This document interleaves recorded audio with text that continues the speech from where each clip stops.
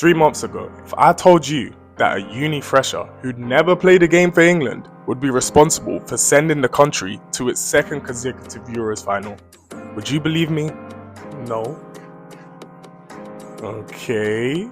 What if I told you that that same girl made her WSL debut at 16, Champions League debut in a semi-final for Arsenal at 17, and then the following year scored against Arsenal while still contracted by them? Would you believe me then? I probably just think you're another one of those delusional Arsenal fans. I can't lie, that's what you kind of sound like right now. Okay, cool. How about this? If the same week I tell you this, she then gets called up for the England squad as an injury replacement, scores 41 seconds into her debut with a goal like this, and what was that other thing? Oh yeah, her surname literally translates to the savior of a nation. Would you believe me then?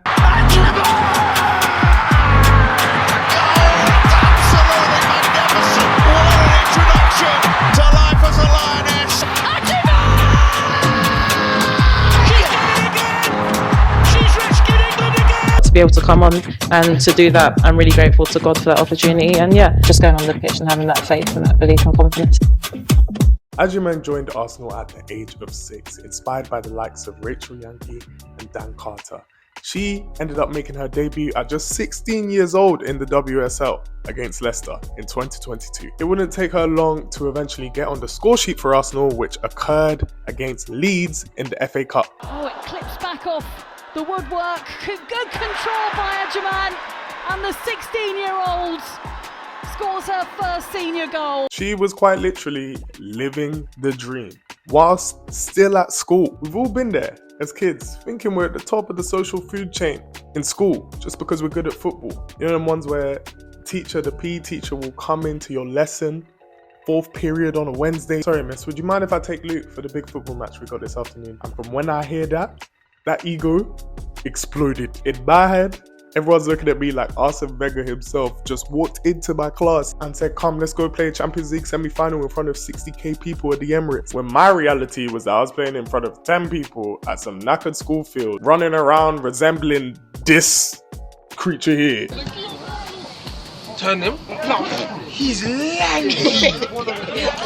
That, however, was Michelle Agyemang's reality, as she, whilst in sixth form, was travelling around Europe for Champions League nights, studying on the plane, on the train, in the hotel lobby, and eventually it all paid off, as in the Champions League semi-final in front of a record-setting 60,000 people in the Emirates. She came on in extra time. She did not score a late clutch goal. Arsenal did not win the Champions League that year.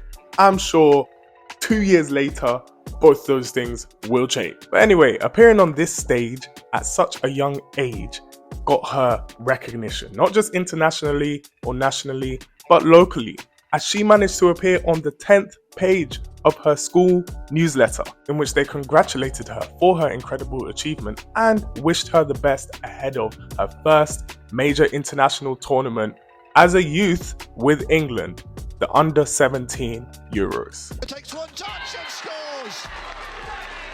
England up. Misses it, and a chance for a second for England. And for Michelle Agyemang. Agyemang is in the centre, and there it is. It's only taken a few more minutes than last time for Michelle Agyemang. Oh, she's looked strong. Here's Agyemang showing her strength again. She's into the area and she's finishing, and it is beautiful.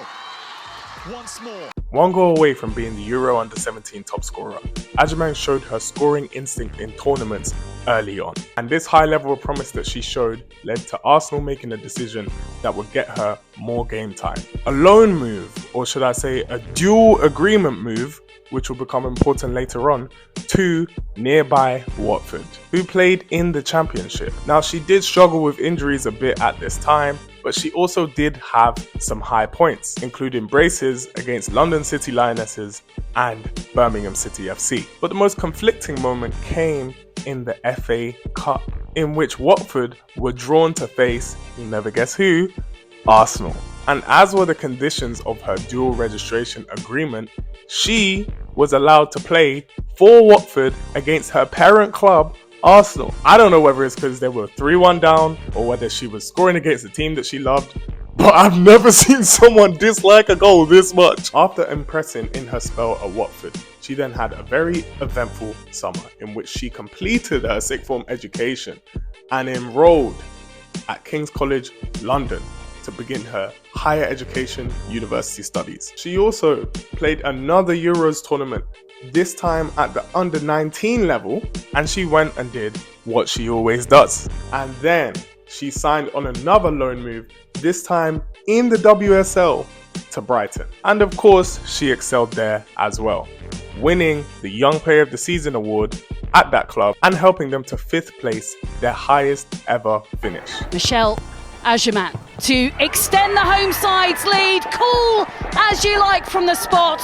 And that's it. We're currently at 2025 in the timeline right now. That sounds like an amazing story of a young prodigy, but there have been no signs of senior England play to complete this story to get where we are now. And that's because this was never part of the plan. Maybe God's plan, but not the plan that we were aware of. She was still playing under 19 and under 23 football and was bagging goals at almost a goal a game rate. A real goal a game rate. And that included on international break in April. And it just so happened that the striker at her parent club, Alessia Russo, got injured on international duty. Agyemang got called into the office whilst on international duty with the under-19s to have a very important conversation with Serena Wiegmann. I mean, it was your non-conventional call-up. Like, I literally got a message from my coach saying, like, oh, can you come for a meeting? Got upstairs. And she was like, oh yeah, we're here to see Serena. I was like, why are we seeing Serena? And then she was just like, oh yeah, so how would you like to come to Belgium? I was like, sure. So one day you're playing under-19s, the next day you're making your senior debut against Belgium. When her name was called towards the end of the game against Belgium, in which England were 3-1 down, she did just what she knows to do best. Oh, it's absolutely magnificent!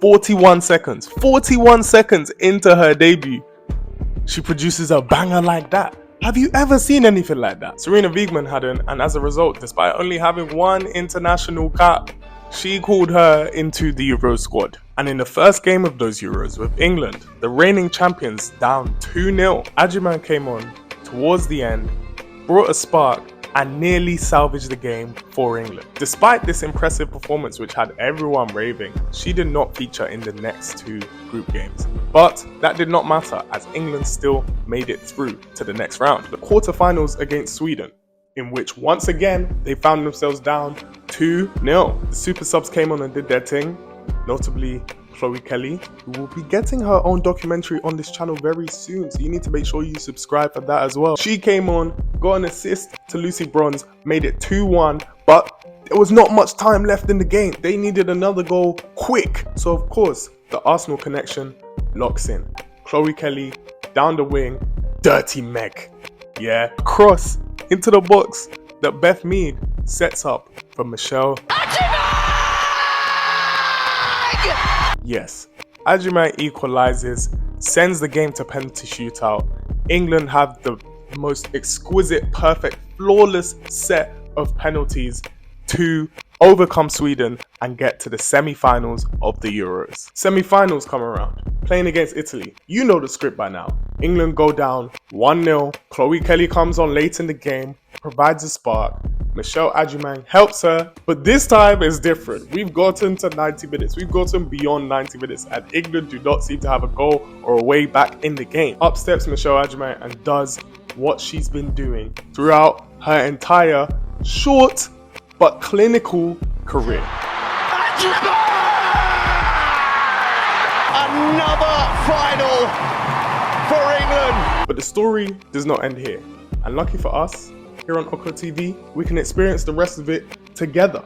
So make sure to follow my Instagram at Luke Okosieme, TikTok at Luke Oko, and subscribe to Oko TV for more videos like this. Thanks for watching. It's been real. With rumors flying around that it may also be the last year for the club's greatest ever player, Thierry Henry. Is there anybody better in world football right now than Thierry Henry? Henry! What a goal! You begin to wonder if there's anything this fella can't do. No occasion is too big for him.